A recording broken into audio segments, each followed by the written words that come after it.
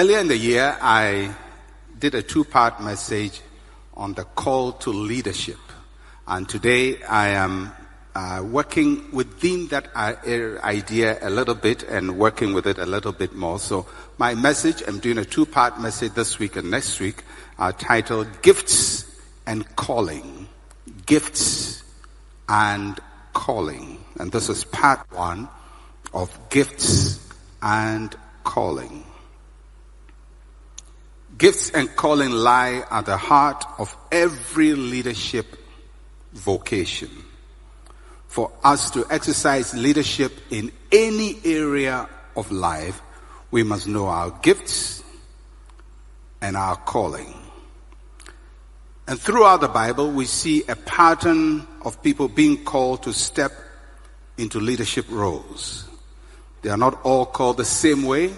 However, there is a point in the lives of people when they sense that a demand is being placed on them to step into leadership.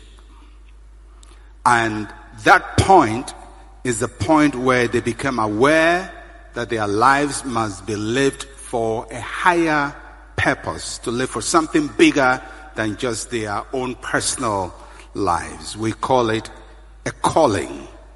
And a calling can be a calling to the ministry, but each one of us has a calling one way or the other. And it's important for us to know when that moment comes, when God demands you to step forward into your leadership role. I'm going to start with two passages of scripture, and that is Romans chapter 12, verses 6 and 7, and then 1 Peter chapter 4, verses 10 to 11.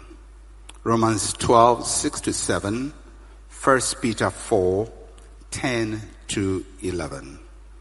So I'll read a passage from Romans. Having then gifts differing according to the grace that is given to us, let us use them.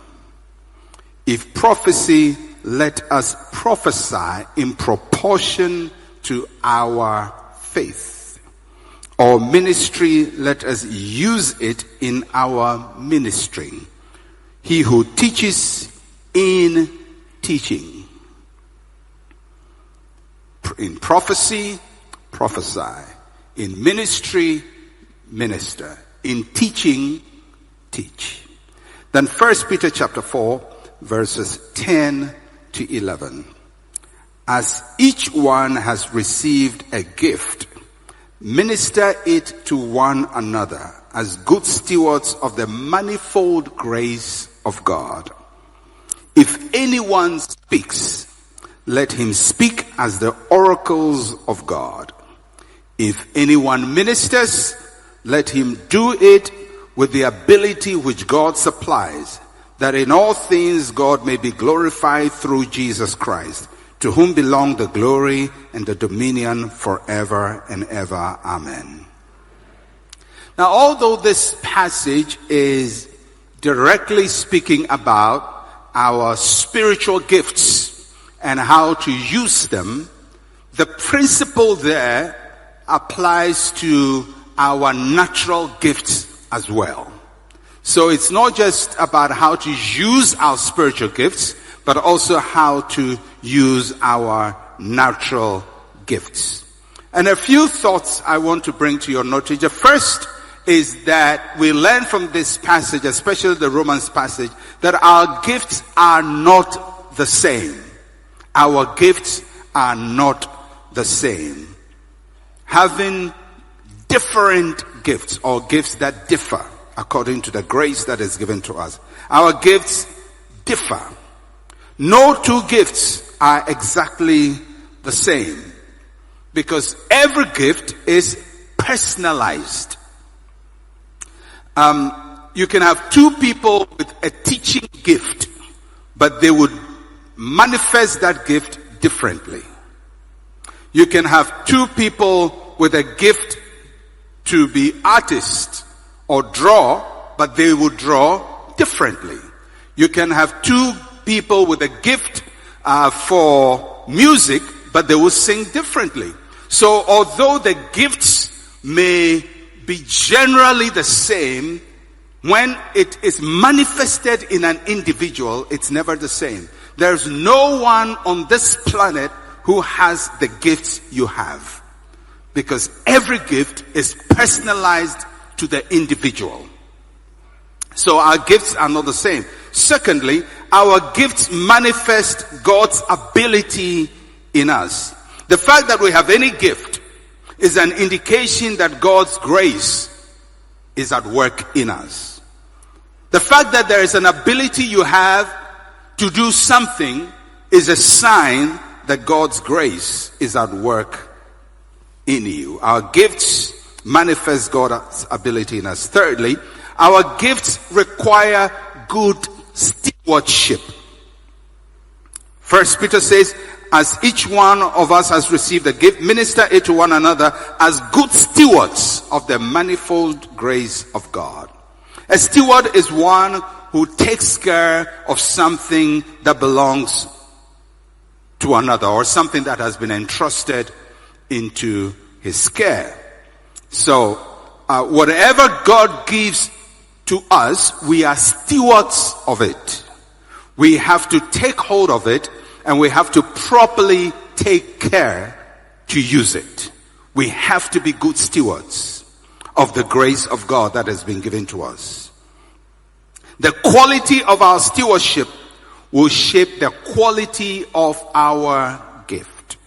In other words, if God gives me a gift and gives you a gift, and you use your gift well or become a good steward of your gift will function well for you. If I don't use my gift well and I'm not a good steward of my gift will not function well for me. So it's not just a matter of receiving a gift from God, it is the stewardship that we give to the gift that will determine the quality of the gift and how far it goes. And the fourth point I want to make is that our gifts should be our area of operation. And this is so important. Our gifts should be the area of our operation. Remember, the passage says, if prophecy, let us prophesy. Or ministry, let us minister. He who teaches in teaching. So your gift is the basis of what you do. If the gift is a gift of teaching, you don't go and sing. If the gift is a gift of prophecy, you don't go and teach. Because you have to operate in the strength of your gifting. That is what is going to set you out. There are over 7 billion people on this earth.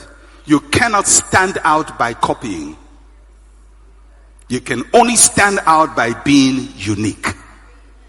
So if God gives you a gift, you operate in that gift. In prophecy, let us prophesy. In ministry, let us minister. In teaching, let us teach. So you operate according to your gift. Remember, although the context is spiritual gifts, the principle applies to all other gifts. If I have the gift of art, I have to art.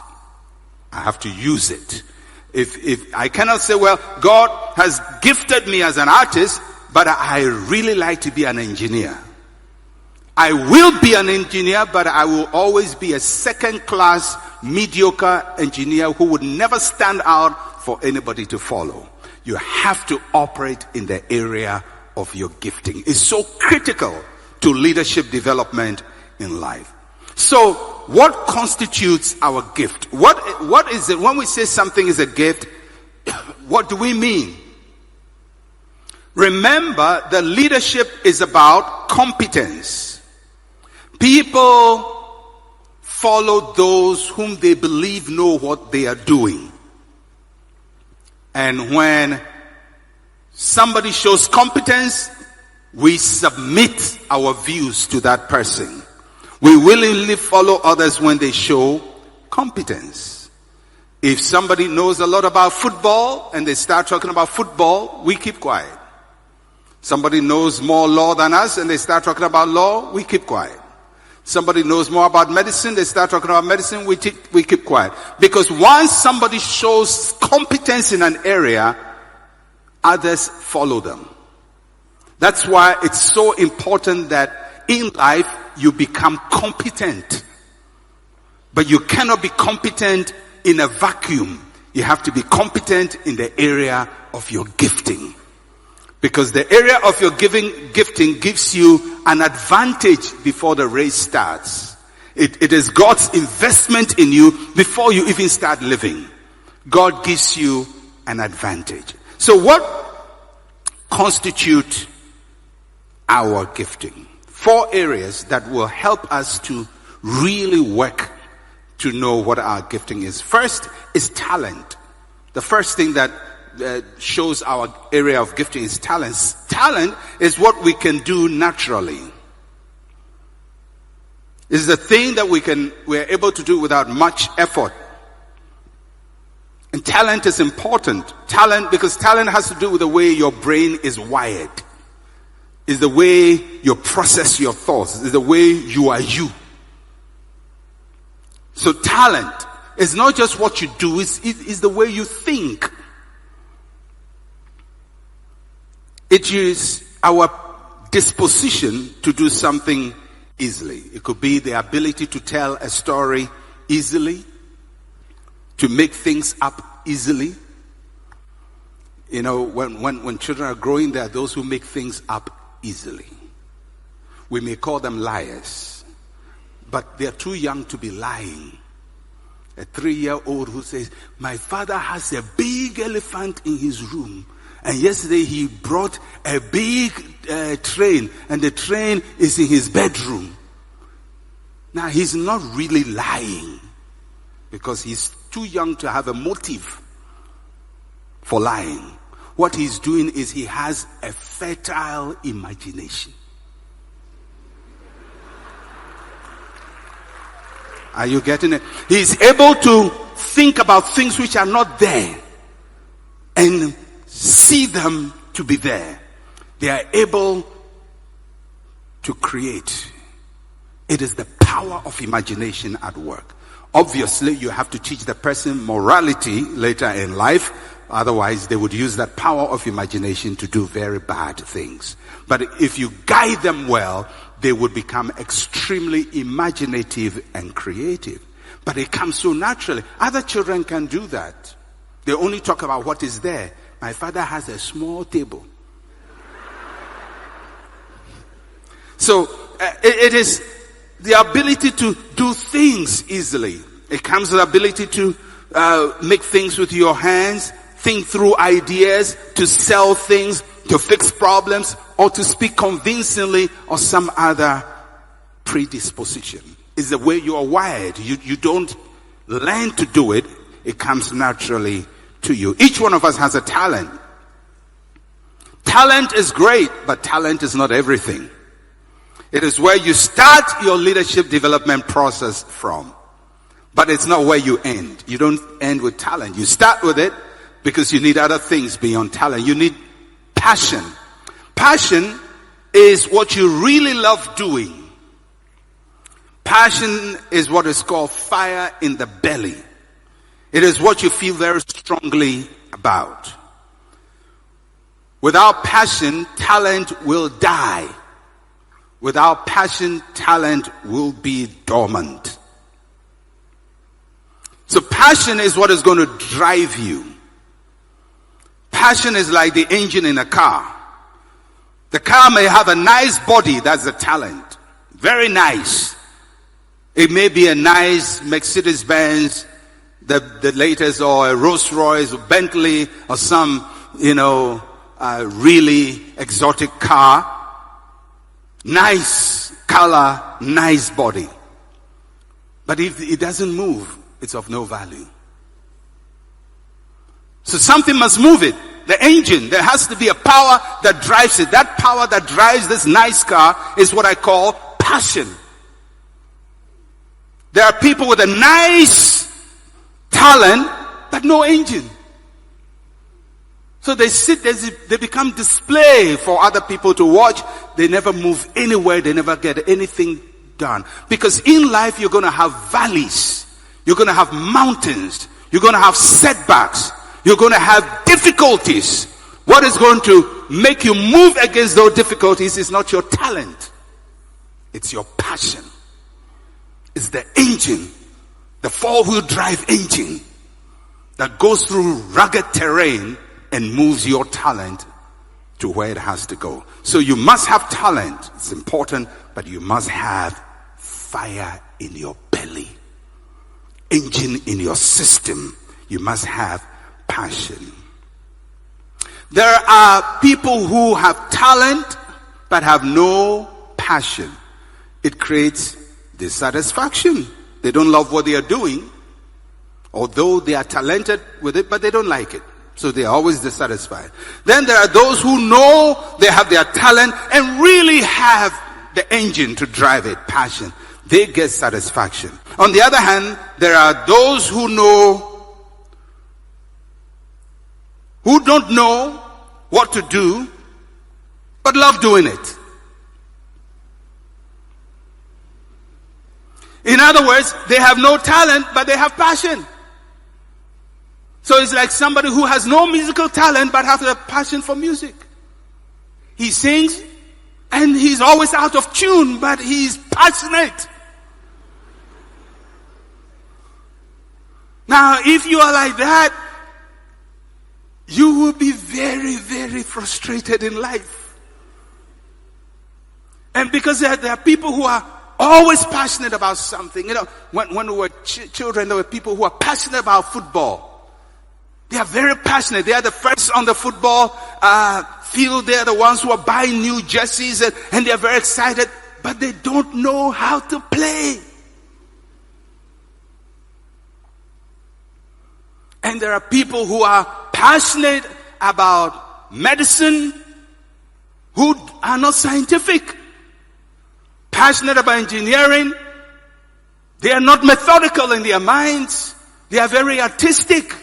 Now, how come sometimes people are passionate about something which they can't do? I think next week I'll address it a little further in that area. But let me give you this. Most times it's because maybe they are in an environment where everybody is doing something. If you are born in an environment of lawyers, you may think you must be a lawyer when your wiring is not lawyerly at all. So here you are quoting ipso facto and all these Latin words, but you are not a lawyer. You lose all your cases in the court. You have passion for something, but no talent for it. So, good to have talent, good to have passion. Number 3 that determines what your gifting is your experiences, what you've done in life, or what life has done to you. Experience is when talent and passion meets reality. It's when you apply your talent and passion in real life situations. Experience is a great teacher. Experience helps you to perfect yourself. You want to know what your gift is? Look at your talent, look at your passion, look at your experience. And number 4 is your training. Your training is what you've learned to do. This is what you go to school for. Training can be both formal and informal. Sometimes your formal training may be in line with your talent and passion, but most times your formal training may not be directly related to your talent and your passion. Most times, I would say probably about 80% of the time, the formal training we have may not be in direction with our passion. So how do you handle it? When you've gone to school to learn something, but you have another passion. Maybe you want to be a musician, but you're going to learn engineering. Does it mean that going to school to learn engineering is a waste of time? No, it's not a waste of time. You see, it's like what happens when You build a building in a waterway. So the water is supposed to flow in a certain direction, but there is a building there. So where your water has to flow, that's your talent. This is supposed to flow this way, but your education is sitting in the middle of it. So it seems like your education is obstructing what you're supposed to do. But it doesn't. Because when there is a rainfall, the water will find a way around the building and create a new waterway. So sometimes immediately you may not see the benefit of your training to your talent, but over time you will find a way to engineer your engineering into your music. Are you following me? So you don't necessarily have to go to school to learn in line with your passion and your talent. You may not see the immediate connection, but over time there will be a convergence, because something in you is going to rediscover that path. And when it discovers it, it will even be richer, because now you have a different training mixing up with a natural talent. You're going to create something far more profound and greater. So it doesn't necessarily mean that everything you learn in school has to be in line with your talent. But everything you will learn will find a way into your talent if you have passion. You may be an artist, you may be a musician, you may be a lawyer, you may be a doctor. By training, your talent may be in a different direction. Over time, there will be a meeting point. So don't discard your training. And don't throw away your degree. You may not use your degree to earn money, but the degree will fuel your talent to create a new chemical composition that is unique to you. That is why in life, some of the most successful people have done things in life which were opposite what they went to school for. But if you interview all of them, they found a way to use what they went to school for in line with the talent that they have discovered. So he may have studied history, but he's now into banking. He studied philosophy, but he's now an engineer. And you say, how can he add philosophy to engineering? A philosophical engineer is a more profound engineer. All right. So don't discard your training. Don't throw it away. It's valuable. So training, experiences, passion, talent. Mix the four together. You will know what your gift is. Our gifts are God's investment into our lives. Our calling is our investment into people's lives. So, what's the difference between a gift and a calling? Because I'm going to go into what a calling is. A gift is what God has given to you. A calling is what you are giving to the world. So when it comes to gifting, you receive a gift. When it comes to calling, you are the gift. You are now a blessing to people. It is your calling that makes you a blessing. You may be gifted, but if you don't have a sense of calling, your gift has no benefit to other people. It is that sense that my life must now be lived for a certain purpose that makes your gift important. There are a lot of people with a gifting, no sense of calling. And there are people with that sense of calling, no gift. But when the two work together, you receive a gift from God and you become a gift. God blesses you with something, and now you seek to bless the world by yourself. Then you become a calling. So let's move to calling.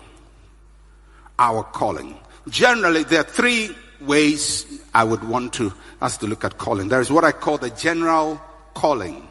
The general calling for the Christian is a call for you to come to Jesus, to be born again. God calls on all of us to be born again. It's what I call the general calling. It's a calling to all humanity to receive Jesus Christ as Lord and Savior. That's our general calling. Second is our Christian calling. Our Christian calling is the call to be like Christ. This is the call to all Christians to live the Christian life. Now, when I talk about calling, I am not referring to general calling, the call to come to Jesus, to be born again. There is a calling for that, but that's not what I'm addressing. I'm not addressing the Christian calling, the calling to be like Christ.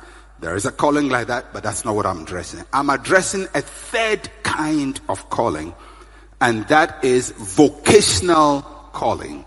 The calling to work for Christ. The calling to work for Christ. Now, this is a calling to all Christians. It is a calling to manifest God's kingdom in our lives. Now, under vocational calling, there are two kinds, and I don't like using the differentiation, but I would still use it. There is what we call sacred calling. Sacred calling. It is when God calls people into ministry. As pastors, as teachers, evangelists, missionaries, and so on. That is a sacred calling. And then there is what is called secular calling. It is calling to all other areas of life, as a lawyer, as a carpenter, as a singer, and so on and so forth. The reason I don't like doing the differentiation is because I believe that all calling is sacred. Whether you're called to be a lawyer or you're called to be a pastor, all of you are doing God's work, but in different fields. So, my calling in the pulpit is not more valuable than your calling in the law courts, if you're really doing it as a calling, or the classroom as a teacher, or a businessman making money, so far as you bring the money to the house of God.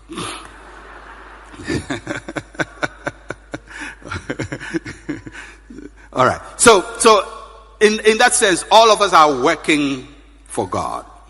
We are creating things for God. The carpenter is creating chairs or beds. The teacher is molding minds and character. The lawyer is bringing justice, hopefully.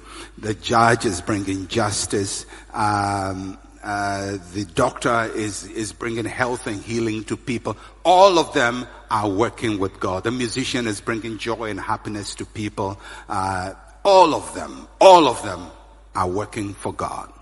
And for each one of us, we have to see our call as a holy calling. Whether you are in the church or you are in the marketplace, it's a holy calling. If you see your business as a ministry, your doctoring as a ministry, your lawyering as a ministry, your carpentry as a ministry, and all of that as a ministry, your whole perspective about how you work will change. You know, because sometimes people say, Pastor, this is the business world. You can't bring the Bible here. You can't bring God to the business world because things are different. Now, we're supposed to take God to the marketplace. We're supposed to take God to the business world. We're supposed to take God to the academic world. So, once we see our business as sacred, then we really want to find out, how do we bring God on the scene? How does Christ become manifest in my business? So, in that sense, I would say all vocations in the name of Christ are sacred. All vocations. Whether you're a politician, you're a pastor, it's all sacred. We are all working for God in different fields of endeavor. One is not superior to the other. Although pastors like to think that ours is a higher calling. I'm not going to say much about that. All right. Now, so if that is it, how do people receive calling? How do people receive their calling? How do people get to know that they are really supposed to be doing this? Now, because, when I start saying, well, all calling is sacred, people say, well, but I didn't hear anything. I didn't see a vision. I didn't hear an angel. So how can you say I'm called to do this? I'm going to show you 6 characters in the Bible, 6 individuals in the Bible, and their callings. And I'm just going to show you that all callings don't come the same way. And maybe you'll find one of it that identifies with the way you feel God called you into whatever you are doing. So 6 of them. The first is Moses. Moses' calling is what I call the sovereign revelation. Moses received a sovereign revelation from God. Exodus chapter 3 verse 6, from Exodus chapter 3 verse 9 and 10. After Moses had seen the burning bush, this is what God said to him. Now therefore behold, the cry of the children of Israel has come to me. I've also seen the oppression with which the Egyptians oppressed them. Come now therefore, and I'll send you to Pharaoh, that you may bring my people, the children of Israel, out of Egypt. Now Moses' call is a little tricky because Moses had 2 different calls. The first one happened 40 years earlier when he sensed in his heart that he must go and redeem the Israelites. And he went and it didn't work. And 40 years later he has this divine encounter. So one came in his heart, one came from a big spiritual encounter. He sees the bush that is burning and a voice talking from the bush. Believe you me, if you see that, you will know you are called. Is that not so? I mean, if I'm walking through town one day and I see a bush burning, but the thing is not being burned, there's fire on the tree, and the tree is talking to me. Either I'll think that something's wrong with my brain, or I'll really believe God is really speaking to me. So this is how Moses' call came. Now, why did God choose to tell him that? I don't know, but I think Moses had inferiority complex and God had to do something more dramatic to get his attention. Because even after this, he said to God, you know me, I can't speak, I can't talk, you know I can do it. Now, if I had that in a tree, I would be Superman. There'll be nothing I can't do it. I even when I haven't seen it, I believe I can do all things. But Moses had inferiority complex. So God had to dramatically demonstrate to him his calling. It doesn't mean it's a superior calling. As a matter of fact, I believe that the less confident you are, the more dramatic your call. Moses. So sovereign call. How many of you are going to see this? I can guarantee none of you will see a burning bush. Alright. But sovereign revelation where you see this big apparition and you hear a voice. So that's one way of people receiving their call. Second is David. Let's look at David's call. David received a prophetic revelation. He didn't see any bush. He didn't even know he was called. He was just, taking care of sheep. But 1 Samuel chapter 16 verse 1, that the Lord said to Samuel, how long will you mourn for Saul? Seeing I've rejected him from reigning of Israel. Fill your horn with oil and go. I'm sending you to the house of Jesse, to the Bethlehem, for I have provided myself a king among his sons. So David is just living his normal life. He's about to be discovered. So some people receive their call in life not because they were pursuing something, but somebody discovered them. They were discovered. And in this case, Samuel discovered David. David's call came through Samuel. Samuel received instruction from God to anoint the next king of Israel. He knew the town and the family, but did not know the individual. In time, he discovered David and anointed him. So sometimes it may not be you having a big moment like Moses. It may be you are just there managing your own affair and you are discovered. You're discovered. And that's how people rise into leadership. Samuel discovered David. Third, Joseph. How was Joseph called? Joseph received a private revelation. Genesis chapter 37 from verse 5 to 7. Now Joseph had a dream and he told it to his brothers and they hated him even more. and he said to him, please hear this dream which I have dreamed. There we were. Oh God, Joseph, why should he say that? There we were binding sheaves in the field. Then behold, my sheaf arose and stood upright. And indeed, your sheaf stood all around and bowed down to my sheaf. This is not what you tell your brothers. But now Joseph had a dream. Whatever that dream is, we don't know. But he interpreted it to mean that he's going to rise above his brothers. So here is somebody who has a moment in his life where he encounters something that gives him the confidence that he will be great. So for Joseph, there's no burning bush, there's no prophet Samuel, it's just a personal conviction based on what he has seen that he will be great in the future.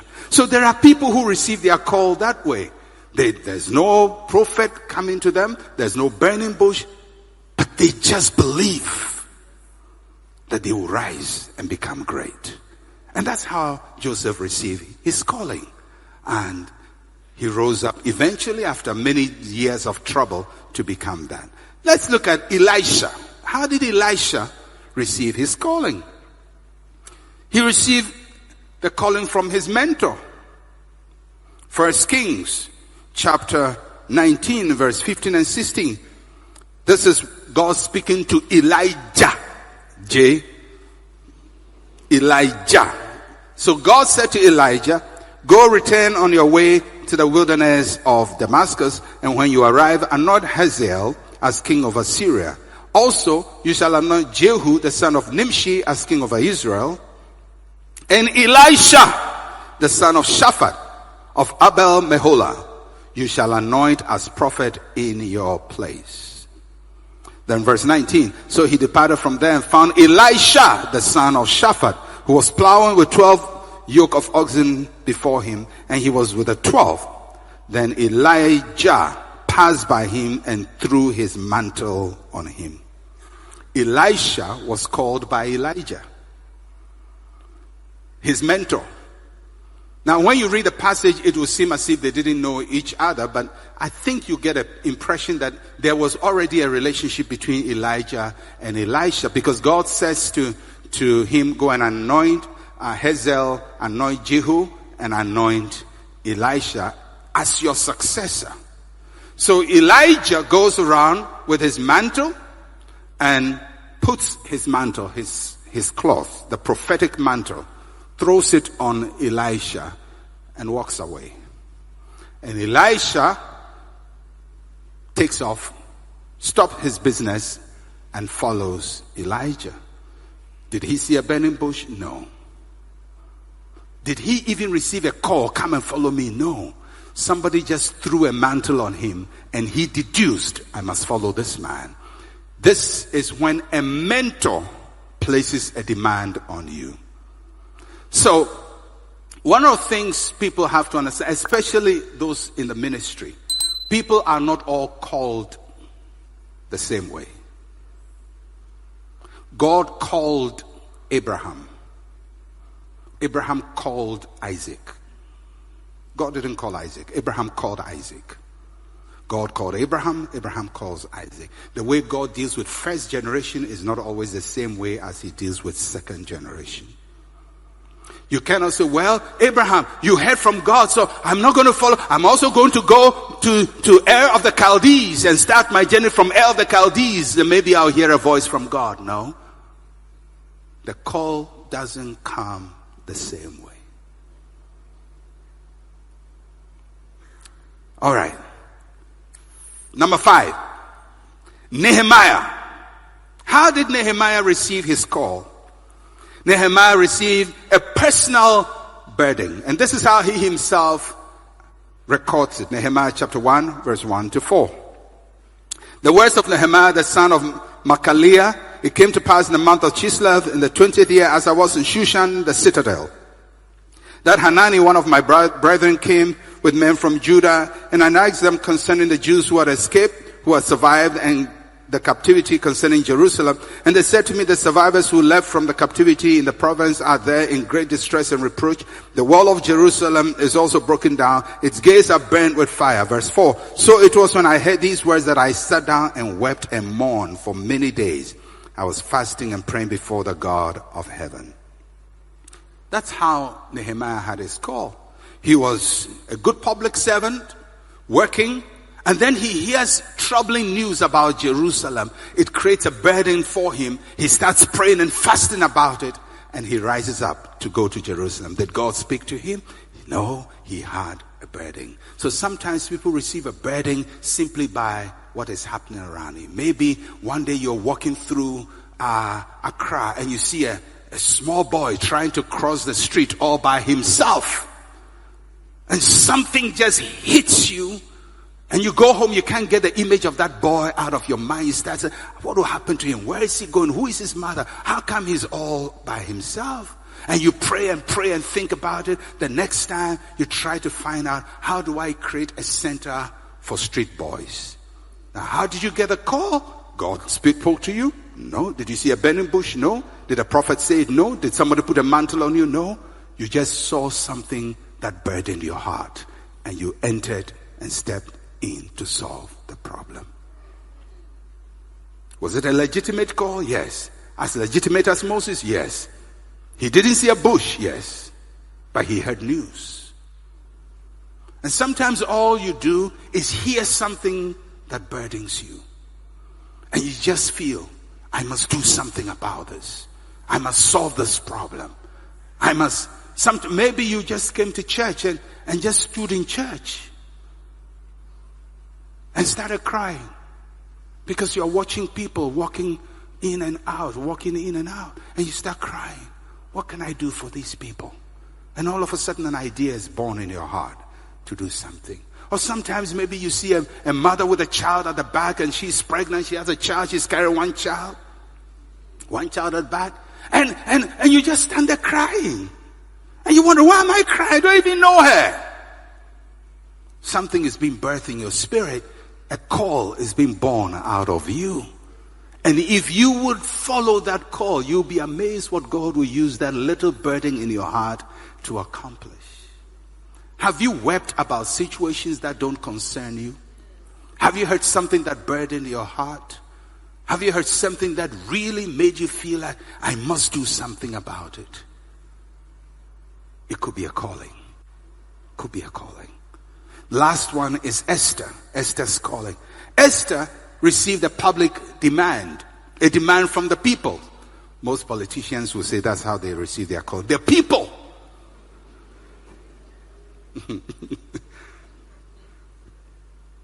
Esther chapter 4. Esther is a queen, enjoying her life, and then there's trouble.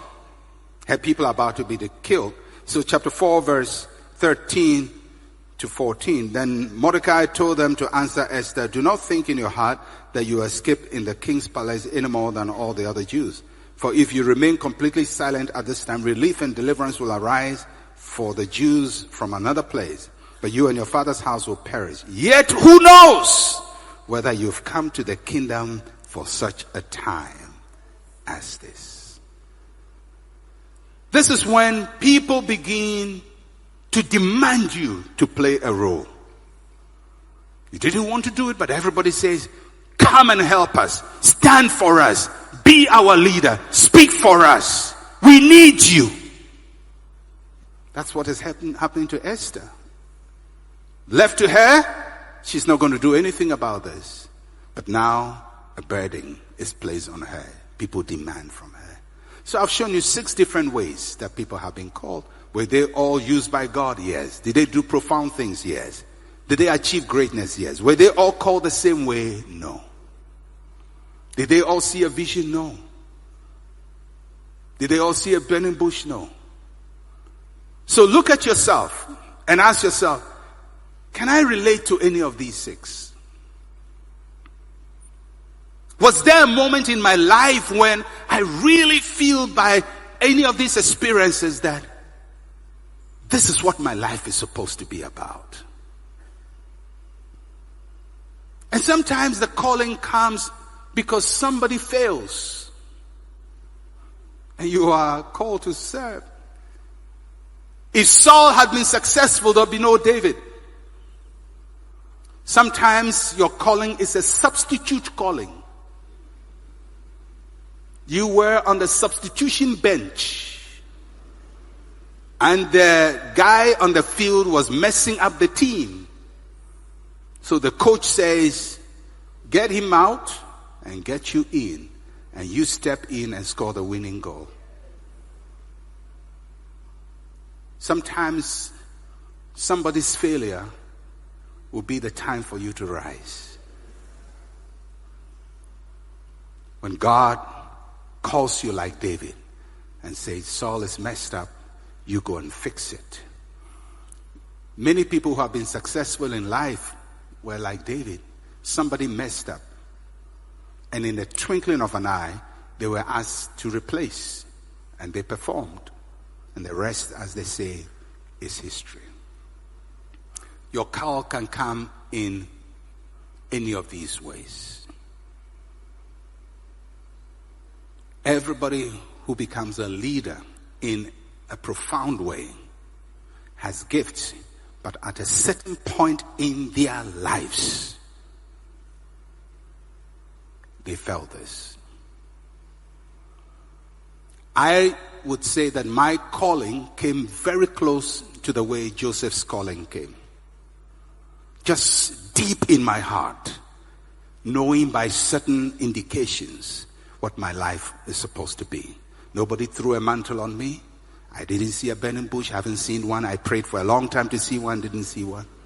I tried to see nothing. But at a point in my life, and I can tell exactly that point when I believe without any shadow of doubt what my life was all supposed to be about. And I believe what I had to do, just like Joseph, from the heart. Now, for some people, it will be somebody putting a mantle on you.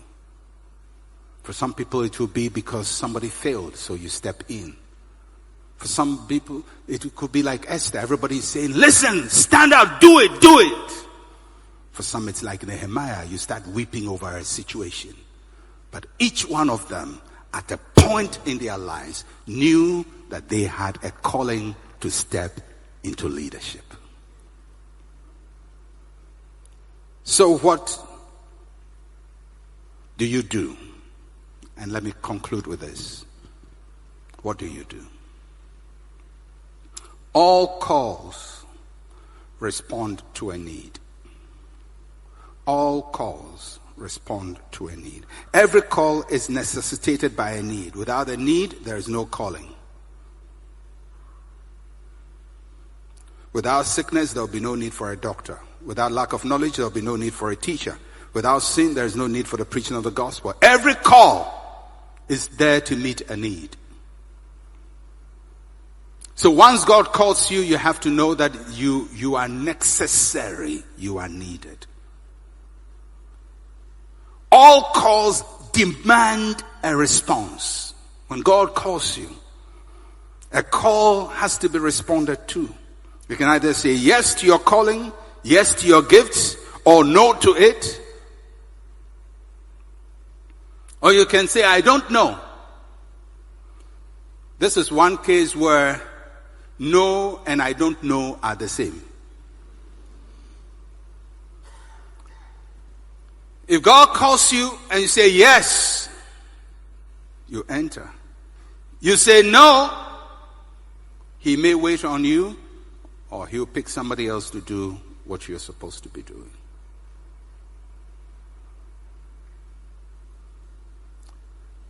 If you delay the response to the call, you may not reach your efficient level, because callings have to do with times and season. And if you are born out of season, life becomes very hard. It's like a 20-year-old in class 1. Will he learn? Yes. But he's learning with a different class, different mates. Things that he should have done earlier, it will take him a longer time to do it. He will achieve something, but not to the full potential. That's why when God calls you, you have to say yes quickly.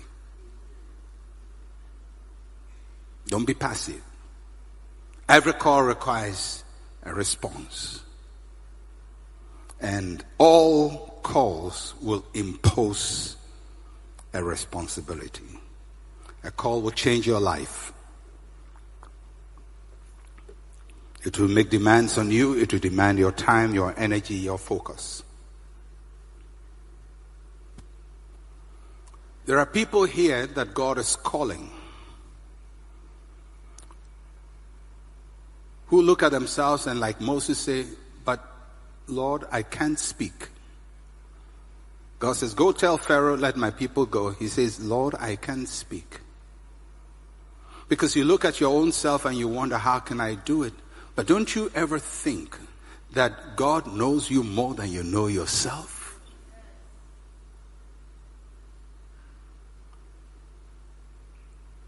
And so you are struggling within. Should I do it? Should I not do it?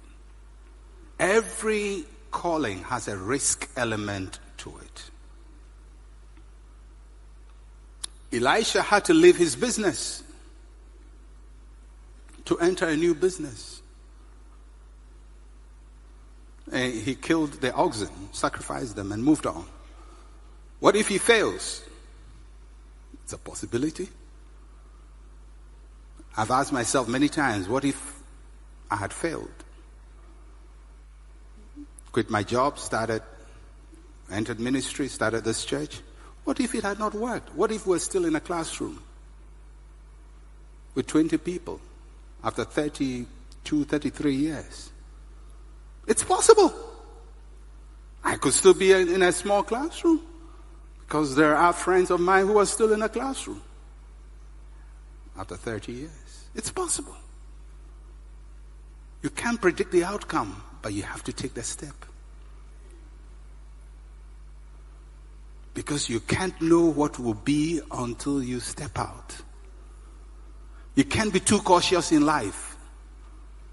Always trying to make sure everything is working out well. There has to be a moment of action.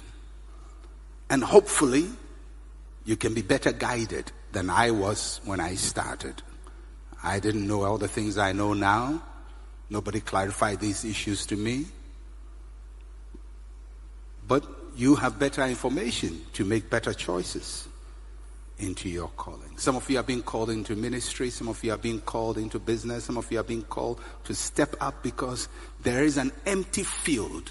There is a Saul that has been removed out of the way, and God is saying, step in there. Will there be battles? Yes. When David stepped in, did you think he just got anointed and all of a sudden, whoo, next king of Israel? No, he had to face Goliath. Then Saul tried to kill him for the next 13 years of his life. Next 10 years or so of his life.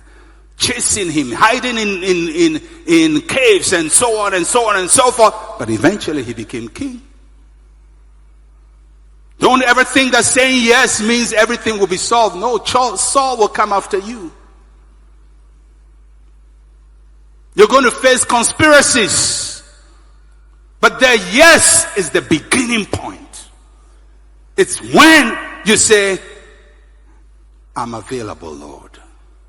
For some of you in the business world, God is calling you to do magnificent things, but you're still playing in small areas with your friends.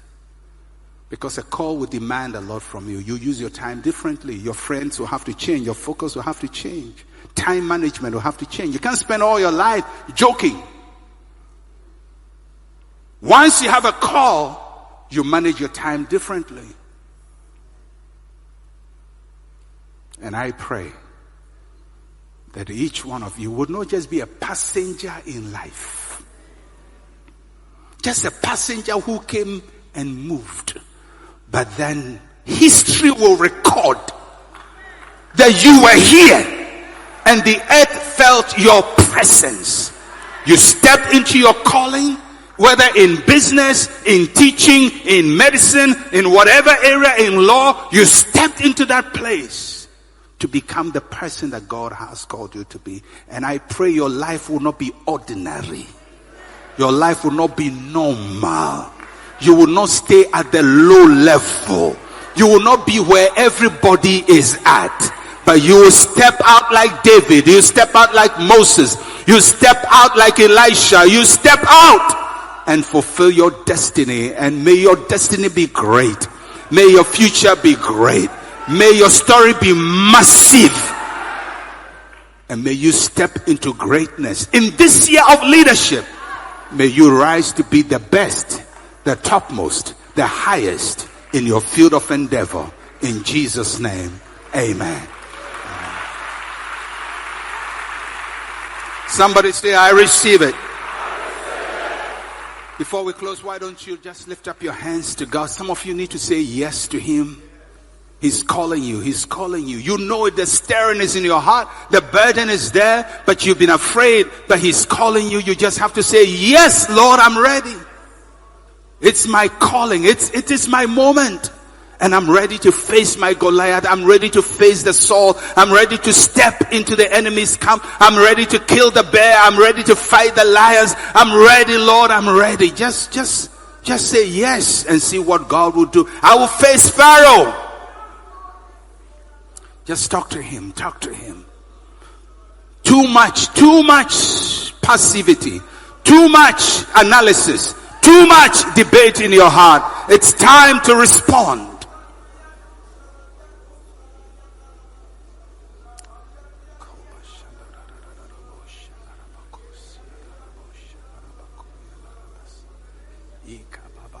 Talk to Him, talk to Him, talk to Him.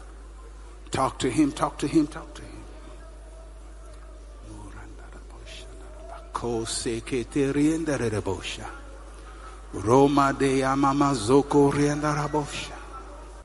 And let your will be done in our lives.